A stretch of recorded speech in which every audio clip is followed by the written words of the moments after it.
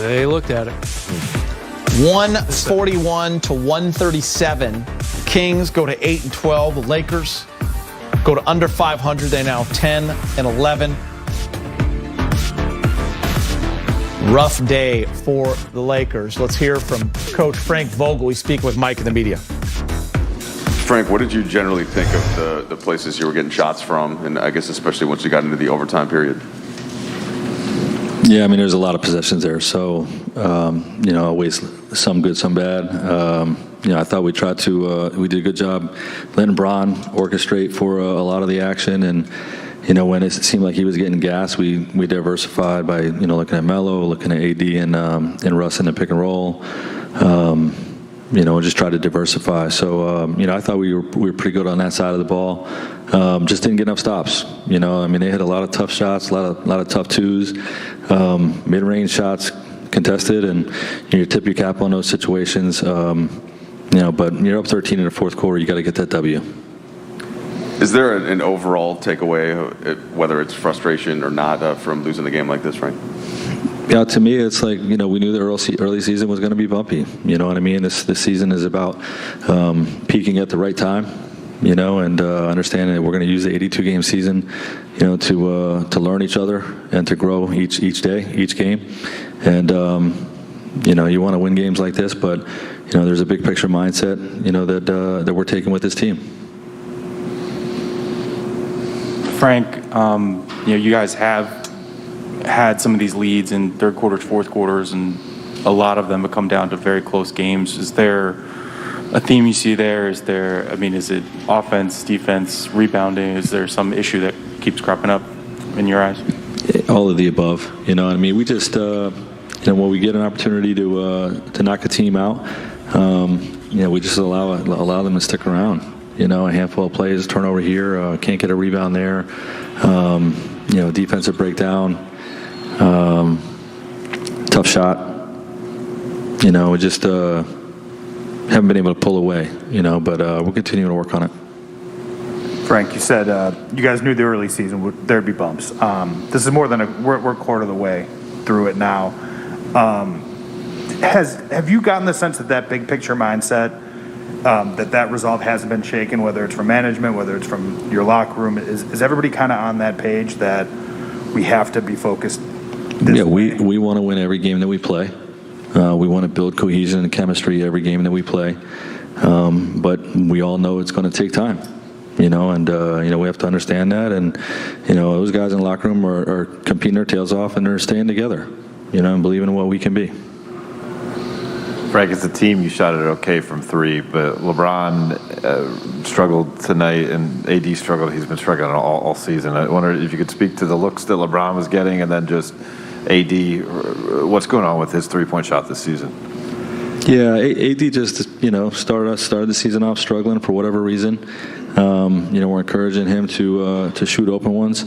And knowing that it's going to come around, it just hasn't yet. It's just part of our early season struggles. When he starts knocking that down the way he's done the last few years, it's going to open up a lot of things for our team. And Bron has been shooting it extremely well, but this team got in at 3 in the morning 2 nights ago, 6 in the morning on our body clocks Eastern time, and after an overtime game. So clearly we were a little worn down, and the shots were short. We just got to push through that. Like I said, we should still get this W. We got to turn a page and.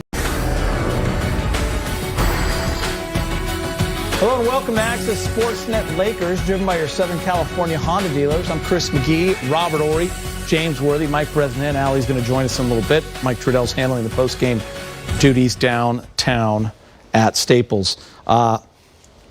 I'm a mess over here. I got so many notes. Lakers lose to Sacramento. Yeah, like 5 different things. 3 OTs. Ready. Yeah, Lakers lose to the Sacramento Kings, who are down 2 starters. Yeah. And are one of the, bottom teams in the Western Conference in 3 overtimes. Lost a 13-point lead in the fourth quarter. Got outscored 25-7 in a big stretch there in the fourth. Lost a 7-point lead in overtime with about 1:45 left. Gave up 16 offensive rebounds for 23 points. Sacramento bench scored 71 points. Wow. Rob, this was a bad loss. Where would you like to start? Well, you know, this game boils down to execution. And there was a lot of execution that was very questionable. And when you have games like this, you have to execute, because we always talk about teams coming in here and saying, okay, the Lakers are our championship game. Lakers are the team that we always want to beat, you know, especially Sacramento. They always want to beat the Lakers. And so when you don't come out and take care of the basketball, when you don't come out and execute like you should, there's a lot of questionable plays, there's a lot of questionable turnovers, but you still have to look at overall. You can't take anything away from the Kings because they kicked butt in the second half. You know, Lakers took a back seat and they started, you know, easing up and only doing one play. But I think the biggest key for me is when you have a player as hot as Malik Monk was, he didn't touch the ball not one time in overtime. He shot it once after the first 2 overtimes. 10 minutes without touching the ball. As a player and as a coach, least, yes, because he didn't touch it. He didn't touch it for the a first 2 long time. overtimes. Yeah, Yeah. you have to figure out who's hot on the court and go to him. So that's the only thing that I want to harp on, is that right there. Because for me, as a player, we always gonna go to the hot man.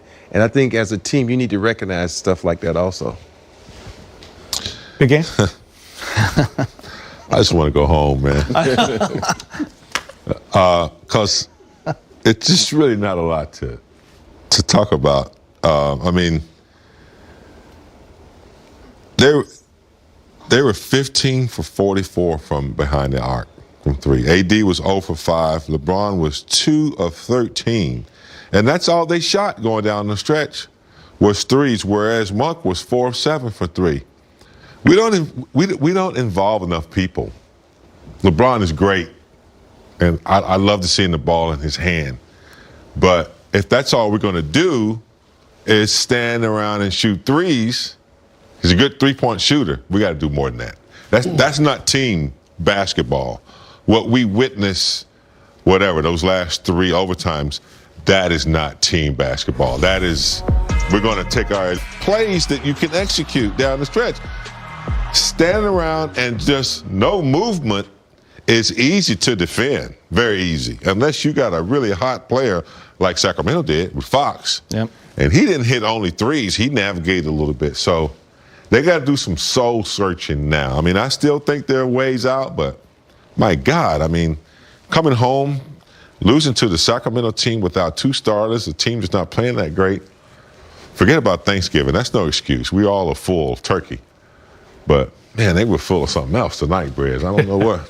Yeah, James, let's not forget this Sacramento team, new coach. Bad. I just let our friend Luke Walton go about 5 days ago. I'm also kind of perplexed by this. I feel like we keep saying the Lakers have found a new low. OKC game number 1, and then they lost again to OKC. And maybe this is the new low of the season, going 3 overtimes against a team without 2 starters. And then the other guy, Mo Harkless, he comes in to start for one of the guys that's missing. He gets hurt. So this team is really down to threads. But they still had De'Aaron Fox. Buddy Hield got pretty hot. Another big picture problem for this team, guys. This is their 7th overtime period that they've played. That's 35 extra minutes.